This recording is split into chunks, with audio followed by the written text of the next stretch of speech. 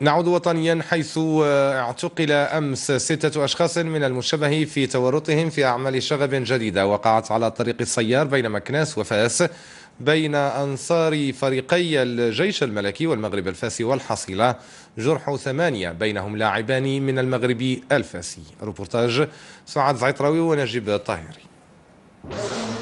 لم يخطر على بال عبد الإله الشاهد أن تتغير وجهة مشواره إلى قسم المستعجلات بالمستشفى الجامعي بفاس لإجراء عملية جراحية لإعادة الحياة لرجله اليمنى التي قطعت شرايينها.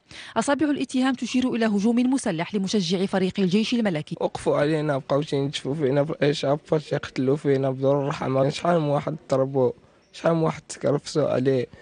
الطوموبيله كانت 207 غادا في الطريق، حبسوها حتى 207 اللي غتمشي باش نهربوا، واخا تضربوا تمشي حبسونا 207 بالكيران ديالهم في الطريق.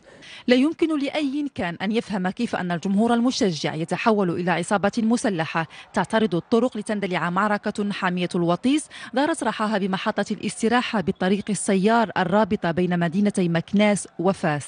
ما عندنا معهم، ما لعبنا معهم، ما عندنا عداوه معهم، ما عندنا حتى شي حاجه. واليوم حشومات ديال الفوضى اللي كاينه، تنتمنوا بان وزاره الداخليه النيز وتنعاود وزاره الشباب حتى هما يدخلوا، لان هادشي راه ما خصوش يبقى في هادشي ديال الكره. حرام هادشي يكون بان الشعب بحال هكا تيتكرفسوا عليه يا عباد الله.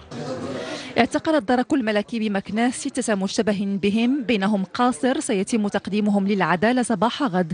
وأصيب في الحادث 8 أشخاص بينهم لاعبا المغرب الفاسي. هي آخر حصيلة فوضى الجمهور الكروي، وكأن الملاعب لم تعد تتسع لتصرفات المشاغبين.